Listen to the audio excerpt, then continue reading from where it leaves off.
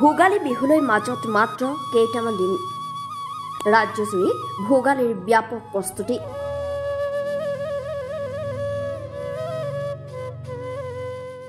ভোগালীৰ বাবে সুস্বাদু গুড় প্ৰস্তুত কৰাত ব্যস্ত ধেমাজি এজন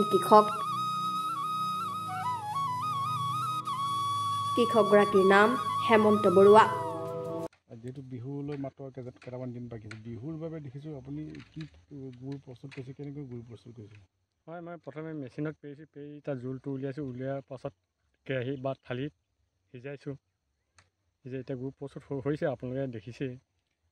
কুঁহিয়াৰটো ক'ৰ পৰা? এইটো নিজৰ বাৰী? হয়, মোৰ মই নিজে লগাওঁ কুঁহিয়াৰ। হয়, মই নিজেই কাটি মেলি নিজেই পেৰি মেলি আকৌ সিজাইছোঁ। এতিয়া গুড় হ'লেই বাৰু। মই তেনেকৈ প্ৰশিক্ষণ লোৱা নাই, আগতে অকণমান দেখিয়ে মই অলপ চিন্তা কৰি পেলাই বনাই চাইছোঁ, আৰু লগতে জনা মানুহ এজনী মাতিছোঁ, আপোনালোকে দেখিছেই সেইজন এতিয়া অলপ লাগি দিছিলে। হয়, কেইদিন গুড় এতিয়ালৈকে প্ৰস্তুত কৰিছে আৰু কিমান? এতিয়া 5-6 দিনমান হ'ব, তাৰপৰা আৰু তেনেকৈ ওলাব আৰু অলপমান লাহে লাহে সেইটো যা যোগাৰ থৈ আছোঁ বনাবৰ কাৰণে, বিহু বজাৰ তুলিবৰ কাৰণে। আলু আছে, আলু এবাৰ শেহতীয়া আছে, শেহতীয়া হ'লেও মানে বিহুত অলপ 5-6 কুইণ্টেলমান উলিয়াব লাগিব বিহুৰ কাৰণে।